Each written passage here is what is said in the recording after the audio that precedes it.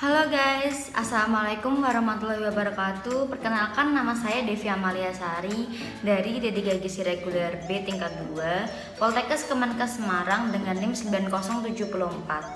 Di sini saya akan menjelaskan rangkuman dari dua jurnal. Yang pertama berjudul Isolasi dan Identifikasi Bakteri Salmonella enteritis pada daging sapi yang dijual di pasar tradisional Kota Banda Aceh, yang ditulis oleh Devi Ramadhani, Fakurasi, Mahdi Abrar tahun 2017. Dan yang jurnal kedua berjudul Uji Cemaran Bakteri Salmonella sp dalam tahu putih yang diproduksi pada industri rumah tangga di Naimata, ditulis oleh Juliadi Dharma Sutaryana tahun 2017. Selamat menonton.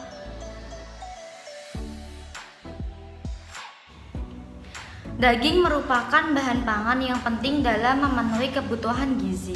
Kecepatan kerusakan daging tergantung pada jumlah mikroba awal. Semakin banyak jumlah mikroba awal dalam daging, maka semakin cepat pula kerusakannya. Kerusakan yang menyebabkan penurunan mutu daging segar terutama disebabkan oleh mikroorganisme. Suatu produk pangan hewani aman dikonsumsi jika tidak mengandung mikroba patogen, yaitu mikroba yang dapat menyebabkan gangguan kesehatan pada manusia. Kontaminasi mikroba patogen pada pangan hewani seperti daging sapi merupakan masalah kesehatan yang perlu diperhatikan. Salah satunya adalah bakteri Salmonella. Salmonella enteritis secara luas dilaporkan sebagai penyebab utama foodborne gastroenteritis pada manusia dan telah diisolasi dari kasus pada manusia. Hewan dan produknya, khususnya ayam, daging, dan telur, merupakan sumber utama infeksi pada manusia yang diakibatkan oleh patogen ini. Metode penelitian: uji identifikasi bakteri daging sapi terhadap Salmonella enteritidi. Isolasi dilakukan berdasarkan metode Bacteriological Analytical Manual atau BAM, yaitu masing-masing sampel daging sapi seberat 1 gram dimasukkan dalam media perbanyakan Synthetic Broth atau SCB, inkubasi pada suhu 37 derajat Celcius selama 24 jam, kemudian diuji kimia awal pada media Salmonella Shigella agar atau SSA, inkubasi pada suhu 37 derajat Celcius selama 24 jam, dan uji biokimia pada media TSIA, inkubasi pada suhu 37 derajat Celcius selama 24 jam. Hasil pemeriksaan terhadap bakteri Salmonella enteritidis menunjukkan bahwa dari sampel daging sapi yang diambil satu kali pengambilan secara acak, beberapa sampel ditemukan adanya bakteri Salmonella enteritidis. Pada daging sapi yang terkontaminasi Salmonella dapat disebabkan oleh lingkungan tempat pemotongan hewan yang kurang bersih atau pada saat penanganan daging terkontaminasi dengan feses. Kejadian meningkatnya pencemaran Salmonella enteritidis karena sistem pemotongan yang diterapkan di sini masih menggunakan alat yang sederhana dan jarak transportasi jauh. Untuk menghindari penularan infeksi Salmonella sp, sisa kotoran urin atau muntahan penderita harus segera dibuang dengan hati-hati, sebab dapat menjadi sumber penularan. Sisa makanan yang diduga menyebabkan infeksi harus segera dibuang dan jangan sampai bercampur dengan makanan lain. Piring, pisau, maupun alat dapur lain yang tersentuh makanan yang diduga mengandung Salmonella sp harus segera dicuci dengan air panas agar mikroba mati. Secara umum, pembekuan atau pendinginan dapat mencegah perbanyakan segala jenis bakteri karena bakteri berada di dalam keadaan suspensi. Kandungan garam, gula, dan asam dalam konsentrasi tinggi ternyata dapat mencegah perbiakan bakteri. Mikroba akan mati pada suhu tinggi jika makanan dipanaskan hingga mencapai suhu di atas 70 derajat Celcius. Tahu mengandung kurang lebih 75% air di samping protein, karbohidrat, dan lemak. Produk ini mudah sekali rusak sehingga merupakan media yang cocok bagi pertumbuhan mikroorganisme patogen yang menyebabkan tahu tersebut menjadi cepat basi dan berbau busuk. Beberapa penyakit yang ditularkan pada manusia melalui makanan diantaranya adalah botulism, salmonellosis, dan keracunan makanan oleh Staphylococcus. Bakteri Salmonella sp merupakan salah satu genus dari Enterobacteriaceae yang dapat mencemari makanan dan dapat berkembang biak secara cepat karena keadaan lingkungan yang panas dan lembab menstimulir pertumbuhannya. Tempat-tempat yang memungkinkan tersebarnya cemaran Salmonella sp misalnya di rumah-rumah, rumah makan, rumah asrama, hotel, pabrik pembuatan kedelai, dan sebagainya. Bakteri Salmonella sp juga salah satu mikroba yang mengganggu sistem pencemaran dengan toksin yang dihasilkannya, yaitu enterotoksin. Infeksi makanan ini berupa mual, muntah, sakit perut mendadak disertai diare. Gejala ini biasanya timbul 10-24 jam setelah mengkonsumsi makanan yang tercemar.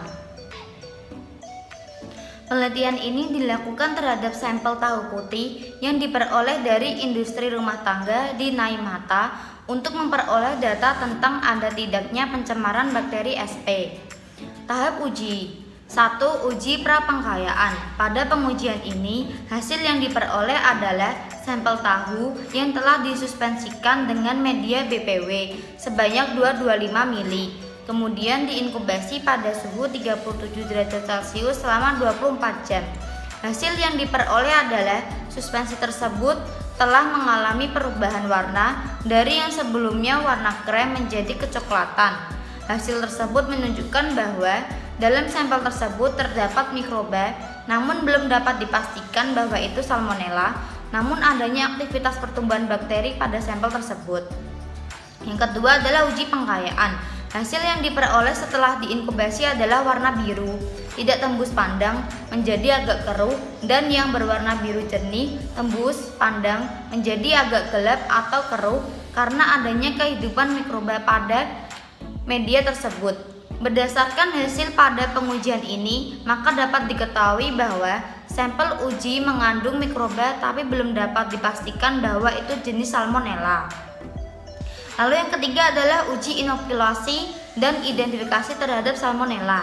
Berdasarkan hasil pengamatan diperoleh saat penanaman kultur Salmonella pada media, terlihat adanya koloni bakteri Salmonella yang tumbuh, maka pengujian akan dilakukan dengan uji konfirmasi.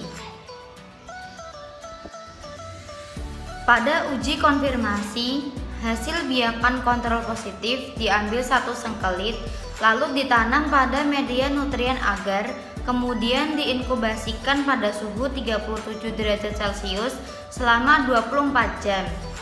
Salmonella positif jika pada uji biokimia dan uji serologi yang dilakukan hasilnya sebagai berikut.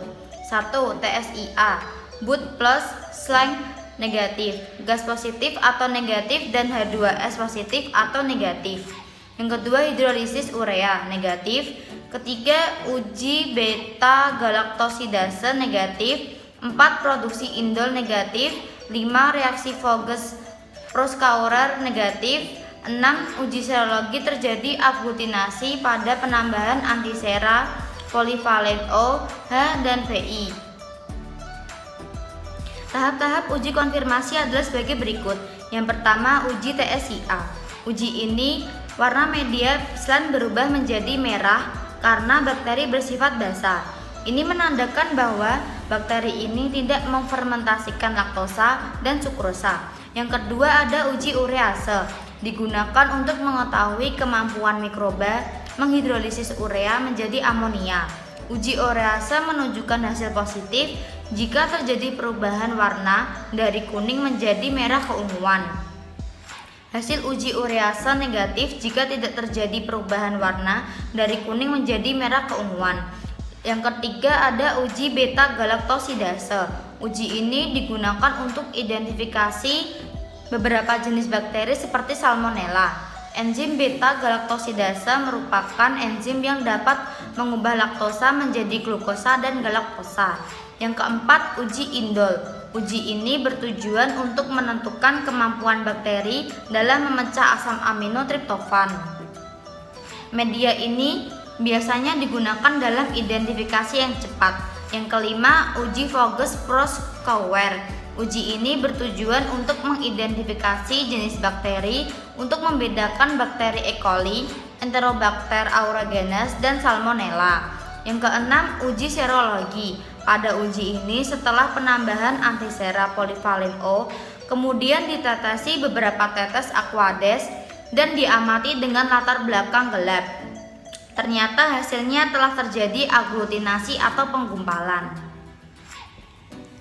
Penyakit yang diakibatkan oleh bakteri Salmonella dinamakan salmonellosis. Salmonella adalah penyebab utama dari penyakit yang disebarkan melalui makanan atau foodborne disease. Pada umumnya, serotip Salmonella menyebabkan penyakit pada organ pencernaan. Itulah rangkuman yang dapat saya jabarkan. Kurang lebihnya mohon dimaafkan. Wassalamualaikum warahmatullahi wabarakatuh. Sampai jumpa lagi.